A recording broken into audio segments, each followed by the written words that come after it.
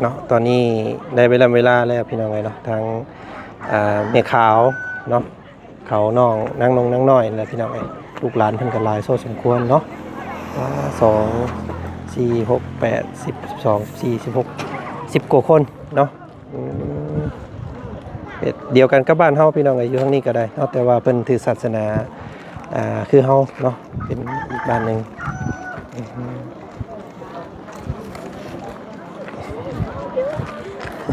สบายดีเมียขาวอันนี้ก็มันมาไม่เลยเนาะยามาแล้วมันนี่เย้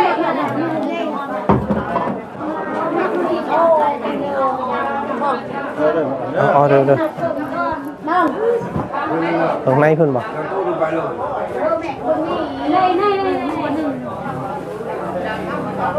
ใช่ไอ้เพิ่นบอก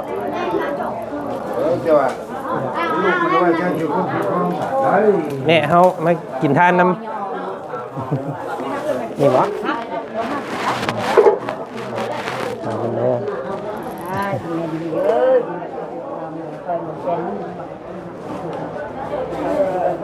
ไปขายจะไปขายก็เลย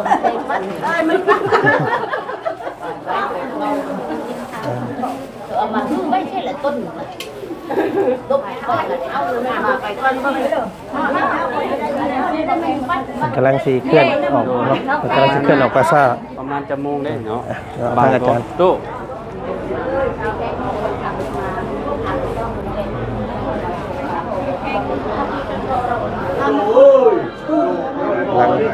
เคลื่อนออก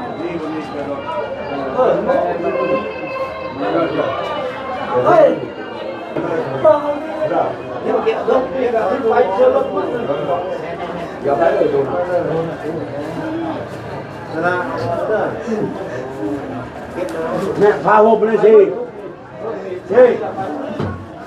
นี่มันเอาเครื่องไปให้อันนี้ไปให้เรา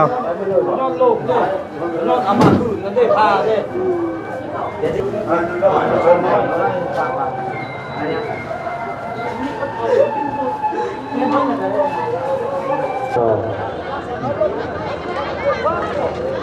ฮัลโหลจะเกิดกระไดด้วยพี่น้องอยากเกิดขึ้นเลยตั้งแต่ผ่าหาหลบตัวในขณะนั้น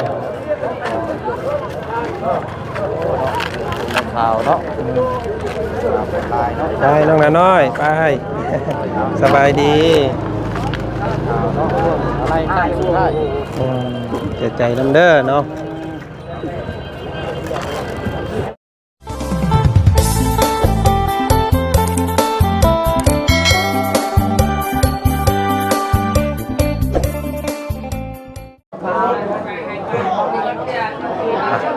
มื้อนี้ทางบ่าวจันก็มาร่วมงานเสาสลบใจพี่น้องไงน้ำน้องลาน้อยเนาะเป็นน้าสาวว่าซั่นพี่น้องครับเพิ่นได้ดวงรับไปก่อนอื่นเด้อพี่น้องเด้อเนาะทักทายสบายดีเนาะไปเนาะอาจารย์เล่าไปเขาสิออกวันบ่ไปกันหาตู้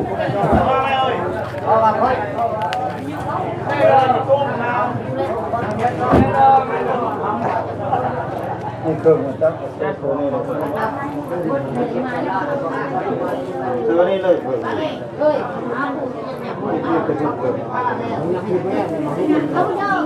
แม่อันเขามากินทานน้ำมากินพวงกินทานน้ำเพิ่นเอาพวงกินทานนั่นเองนะโม่กินแม่น้องหน้าน้อยเพิ่นบ่กินทาน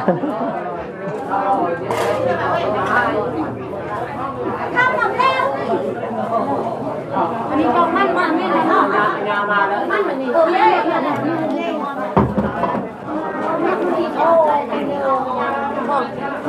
้อ๋อเด้อตรงไหนเพิ่นบอก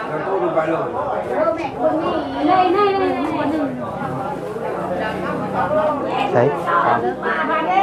ไอ้เพิ่นบอก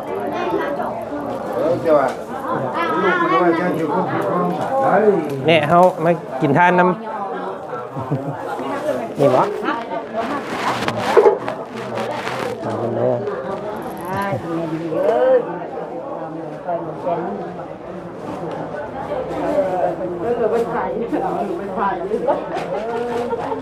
ขายจะไปขายก็เลย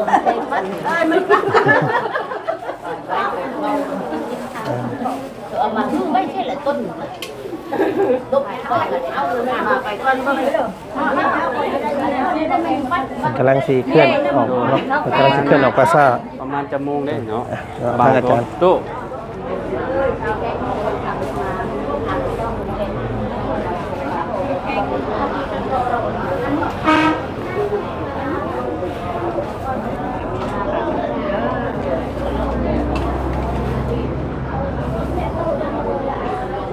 อันเจ้านี่ว่าผู้เป็นผัวอ๋อเป็น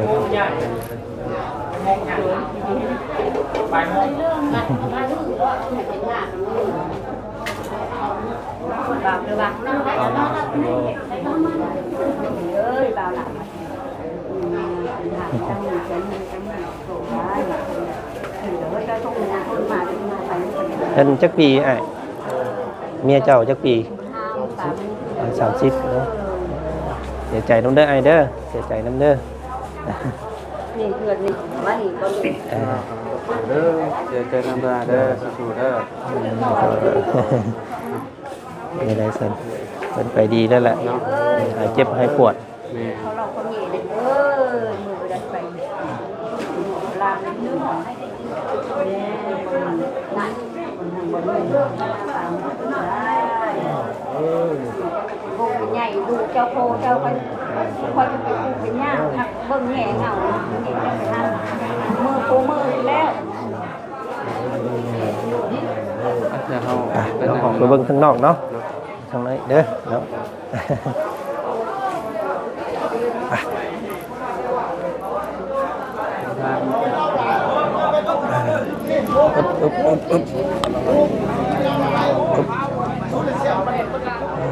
บรรยากาศข้างนอก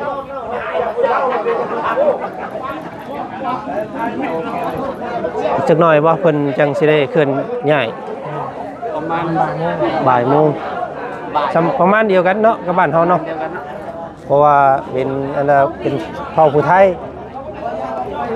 ถามแม่น้องลังน้อยเมื่อกี้นี่อันเพิ่นบ่ไม่เขากินทานน้ำเพิ่นบ่จักคนละศาสนาเนาะเพิ่นบ่ฮู้พี่น้องเอ้ยผัวแล้วก็นั่งให้อยู่30ปีเมียเนาะอายุ30ปี30แม่น30ปี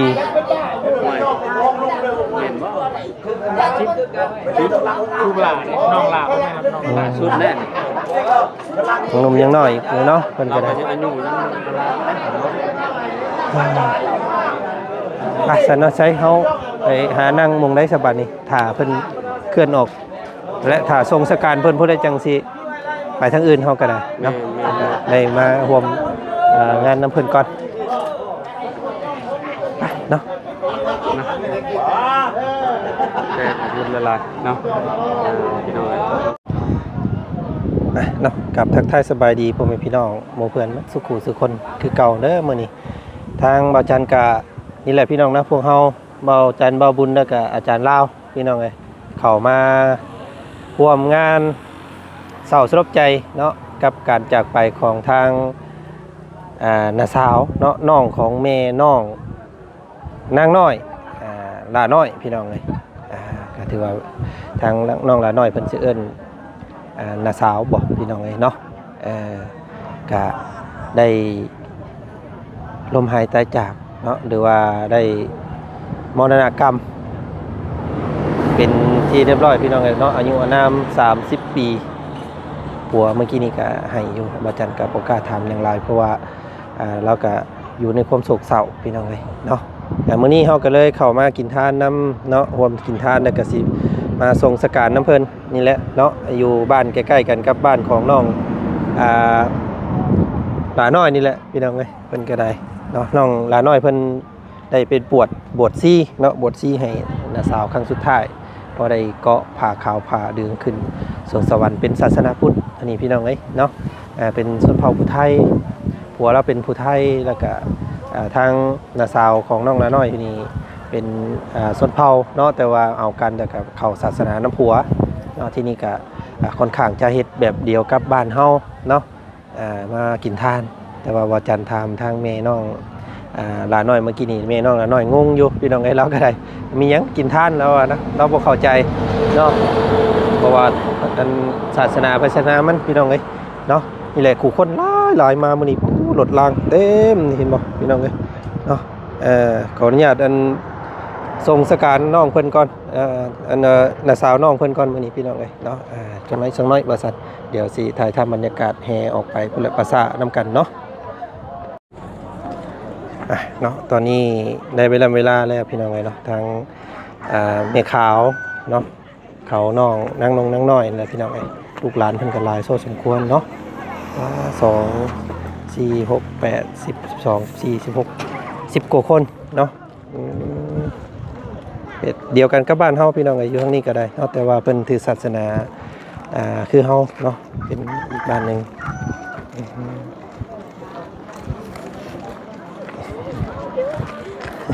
สบายดีแม่ขาวเนาะ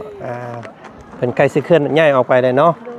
ใกล้สิได้เวลาแล้วพี่น้องเอ้ยพุ่นแรกเข้าในเฮือนน้ำมูพุ่นแหละเนาะเพิ่นเข้ารวมอยู่เฮือนอีกก่อนจังสิได้แห่ลงไปอีก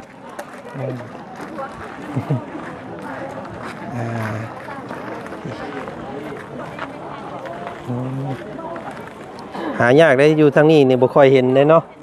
แต่เก่ามีแต่ชนเผ่าพี่น้องในข่าวสิเห็นยากอยู่ทางนี้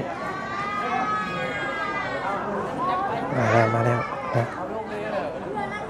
แต่ว่าอันนี้เมียขาวยังคู่ได้บัดนี้จั่วน้อยได้เนาะจะคนได้จั่วน้อยมีบ่เนาะ สิมีจั่วอยู่บ่อยู่พี่ยันมีแต่เมียขาวไปจักเนาะ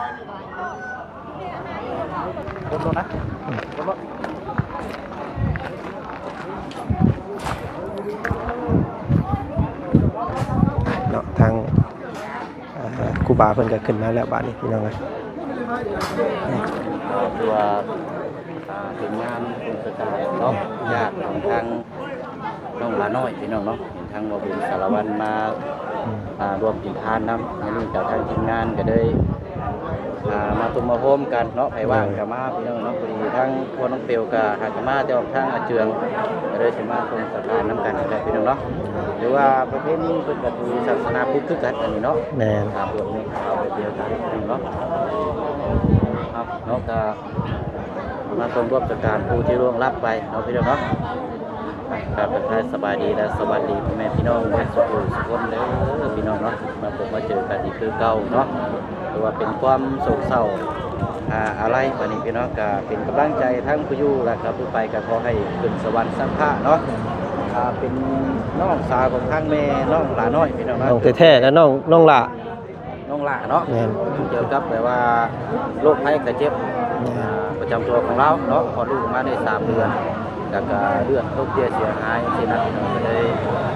สุขภาพเลยบอกแข็งแรงได้ชีวิตในวันเมื่อก่อนนี้เนาะวันอาทิตย์เนาะเสียวันอาทิตย์เนาะวันนี้เนาะ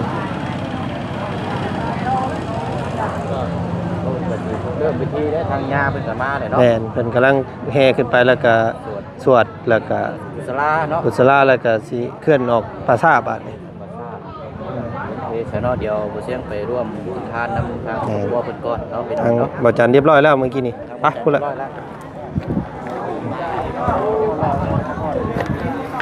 บ่หาหล่อบ่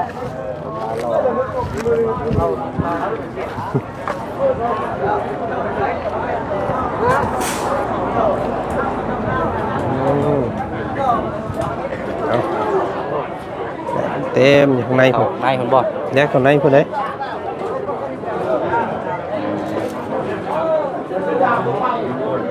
ช่องทานน้ำผุด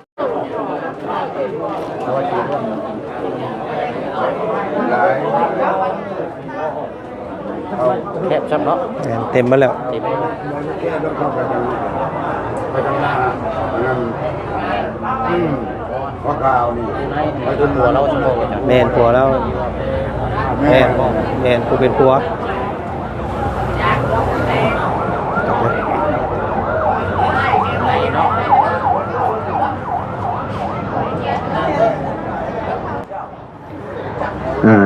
จักรที่ก่อน ขอความสงบมันเด้อเนาะ สไลด์สิมีแต่แม่ขาวคือไงเนาะมันปวดงำมันลงรับเนาะ ฟอร์มกันคงขาดเลยเด้อเนาะ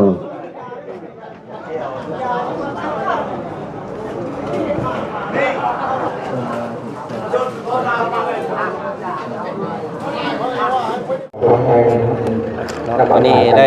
เวลาพี่น้องเลย ชุดตำรวจพี่น้องชาวบ้านแก่ยาของเฮา ลังสีเคลื่อน ต่อไปก็จะได้ ศพออก ผ่านทาง เนาะ เพื่ออยู่กับแก่ยาเมืองผู้ป่วยแก่ต้นและแก่ของเฮาก็จะกับพอจะเริ่มถูกเริ่มทางแล้วก็เขาอยากจะให้เขาออกไปทางจะถูกเด้อยาความลมความตายพี่น้องเลยเนาะหมกเข่าไปออกไปตื่นมือเศร้าเห็นหน้ากันยังว่ายั่งว่าสันพี่น้องเอ้ยเนาะ แล้วก็พอจะประกาศต่อไปก็ต้องคนแล้วก็เขาเหลือการนั่งโตที่น้องก็เปิดทีมงานเจ้าที่ได้เป็นนายพุทธเขาเหลือการแรงนั้นผู้ทำมวยที่ว่าบรรดาเคยหรือเคยมาเคยบัตรเคยเรียนทำของพ่อที่น้องจะเอาทำมือทำแบบนี้มาดูดู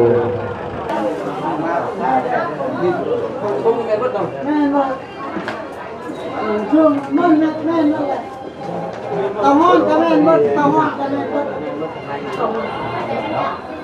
มาบ่ายเราเว้ยเฮาก็แม่น เพลงนี่สิได้อยู่บ่เนาะ บ่ได้แล้ว บ่ได้เด้นี่เนาะ แม่นเลย ร้อยเด้นี่เนาะ อ่ะโอ้ยพี่น้องเอ้ยทางเอ้ย หลังเคลื่อนออก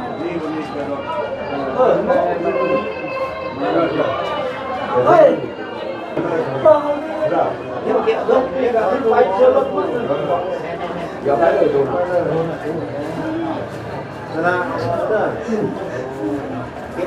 เนี่ยพาผมไปเลยสิ นี่ครับมันเอาเครื่องไปให้อันนี้พี่น้องไปให้เรา เอามาคืนกันได้พาเด้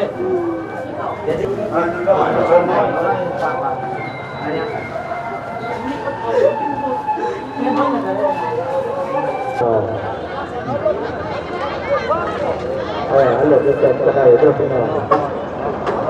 อยากไปที่นี่เจ้าผ้าหาหลุดตัวในขณะนั้น ข่าวเนาะตายเนาะ ได้น้องนาน้อยไป สบายดี ข่าวเนาะอะไรได้ได้ ใจน้ำเด้อเนาะ เอาเนาะนำเป็นตู้ใส่เสื้อผ้า เข้าของของเราแหละ ของเราเนาะที่เราเคยใส่เคยอันนี้แล้ว ทางนี้ก็สนะหมุงนอนเราเต็มหลังรถว่าบุญก็ได้พี่น้องภาษาเพิ่นไปทางใดเนาะเดี๋ยวตามไปเบิ่งน้ำกันมือพี่น้องเลย น้ำกันเพราะว่าเข้าไปบ้านเก่งยางเข้าไปทางในนิดนึง แมน เดี๋ยวสิตามหลังเข้าไป บังเด้อก ำลัง มาจับให้มา โดยอีกจักน้อยกว่าจัน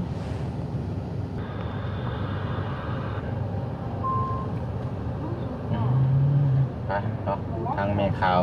ขบวนนำหน้า เพราะว่าอันนี้พี่น้องเนาะเขาอยู่ในพี่ เพราะว่าเขาเจ้าเปิดเพลงเด็ดมันเสียงดังยันบ่ได้เนาะ แมน เลยอันนี้ นี่ ก่อน เป็นไปส่งน้าสาวน้องหลาน้อยครั้งสุดท้ายพี่น้องเลยเนาะนี่แหละจากไปก็ ใช่ จาก เขาออกด้วยว่าวันจันทร์บ่ ตา ได้ มก้นเพิ่นไปนี่แหละบาทนี่ เพราะว่า ชาวบ้านเพิ่นก็ตามไปเลยเด้ ย่างไปเด้ มา เจ้าจับเด้อ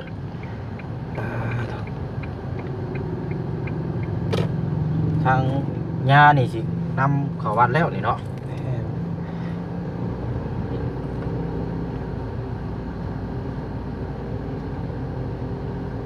เหมือนเด้อเพิ่น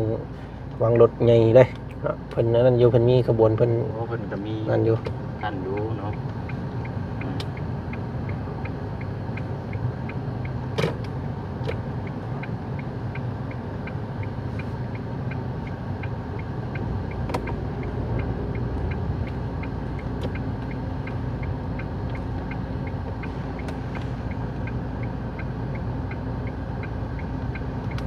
สายพอเสียง ใช่บ่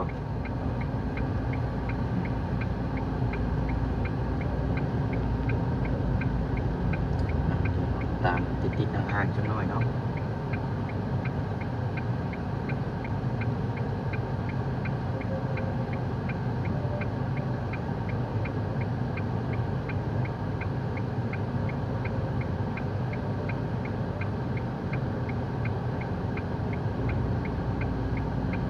พวกไก่เดี๋ยวเรียกว่าจันเลย ไกลเติมแล้วเลยโรงเรียนไปอีก ข่าวนี่ก็ขึ้นรถไปเลย อืม แล้วก็เจ้านี่อยู่แบบเครื่องบ้านนะนี่เนาะ แม่น อันนี้จะเป็นบ้านนอกนี่เนาะ แม่นแกงยางนอกแกงยางในบัดแกงยางเนาะ ผ่านไปผ่านมาพี่น้อยเนาะแต่ว่าบ่ฮู้ว่าสินี่แหละเนาะงานมาก็ได้มาสู่กัน อืม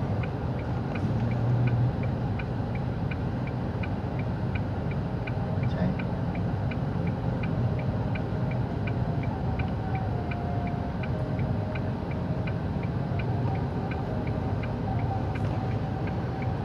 บรรยากาศตอนบ่ายๆพี่น้องมื้อนี้เนาะบ่ายโมงหนึงเด้อตอนนี้พวกเขาก็มาส่งนมัสการทางตรงสการเนาะทางผู้ล่วงลับพุ่นแหละพี่น้องเอ้ยบ้านนี้เข้าไปทางปราสาทพุ่นแหละบ้านนี้ใครอยู่ดอกทางมันก็แห้งแล้วช่วงนี้ ภาพพุทธกับบ่ได้ตกเลยเนาะ แม่น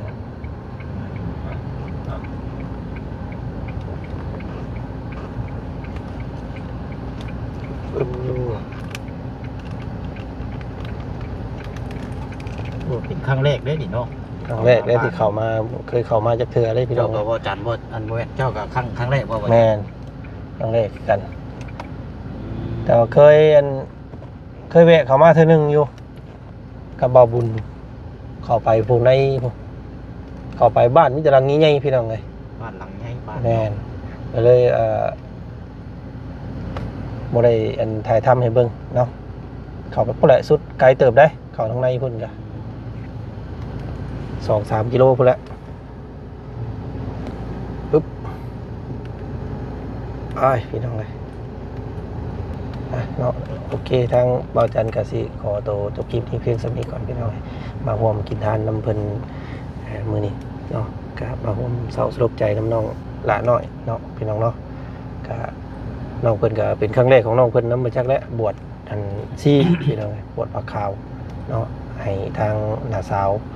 จองสายผ้าขาวขึ้นสวงสวรรค์ว่าซั่นซะจังได๋ก็ขอแสดงความเสียใจนำอีกรอบนึงเด้อเนาะเป็นน้องสุดท้องของแม่น้องนางน้อยน้องหลาน้อยเพิ่นเนาะน้องสุดท้องได้ผัวผู้ไทยพี่น้องเนาะเราเทิงแต่ว่าได้ผัวผู้ไทยแหละที่นี่เขาศาสนาน้ำผัวเนาะก็เลยเป็นแบบคือเฮาเห็นนี่แหละเนาะมีครูบาอาจารย์มี ศาสนา มีศาสนาน้ำเนาะก็ปนเปกันไปพี่น้องเลยเนาะสลับกันอยู่นะเผ่าลาวลุมเผ่าผู้ไทยเผ่าชนเผ่าเนาะชนเจือกันอยู่ส่วนหลายชนเผ่าผู้ไทยนี่สิอยู่ตามหิมทางหรือว่าใกล้ถนนใหญ่พี่น้องเนาะส่วนชนเผ่านี่ก็สิเข้าไปข้างในแน่ปนเปกันไปเอาพี่น้องเลยอย่างไรก็ติดตามมึงก็ดีคลิปหน้าเนาะวันนี้ก็เสียเวลาไม่ได้อยู่นี่บ่ได้ไปทั้งอื่นทั้งไกลบ่ได้ออกจากนี่แล้วเฮาก็สิไปพูนบ้านนี้พี่น้องเลยบ้านหนองหัวเนาะเจาะน้ำบ่ซั่นซะเนาะเพิ่นมาแล้วบอกพี่น้องจังไดเอาติดตามเบิ่งเด้อเนาะคลิปนี้ไปแล้วสบายดีปึ๊บโอ้ไข่ถั่วมันแห้งเนาะ